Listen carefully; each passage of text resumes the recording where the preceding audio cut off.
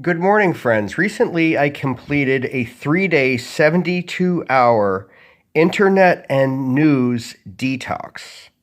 That's right, no internet, no news, even print for 3 days. And during those 3 days, I was drawn back to using paper, pens, drawing pencils, my sketchbooks, and I'm continuing in that spirit this morning. First, with the readily available ballpoint and gel pens, the Inkjoy. I had some of those around, and here's some comparisons as far as the line goes. There's the Inkjoy. As I began writing with it, I remember journaling and sketching 4 years ago. At that period of time, it really had the same kind of mojo when I was writing with this, but it's just not inspiring to me any longer, really. Although it does glide, it's kind of like a quasi-gel pen, the Inkjoy, I'd call it. The Stadler I was really disappointed with because I really like their other art products. But I don't know if this was a copy or something, but it's just way thin and it just wasn't cutting it. The Bic Cristal, guys, I've done video reviews on the Bic Cristal, 1.6 millimeter. Most of these guys are 1 millimeter for the bolder ones. 1.6 millimeter, and this still stands as the best bold ballpoint pen. Can you look at the line? It's just not even close to those other two. During that 72-hour news and digital detox that I did, I was predominantly journaling with my Inkjoy fountain pen with the bolder tip. They'll call this a medium tip or a bold tip.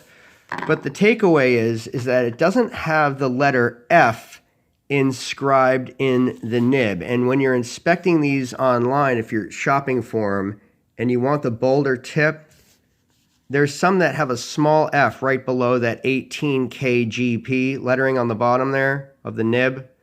If you see an F, it is a thinner line, but I prefer the broad line. And I mean, check out the Inkjoy compared to the Cristal and the gel pens or the Inkjoy. Now I'm going to read some notes here because they are temperamental.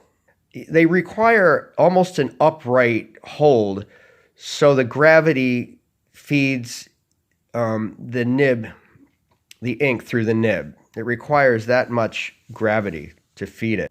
The fountain pen can also skip if you're writing too fast, so it forces the user to slow down.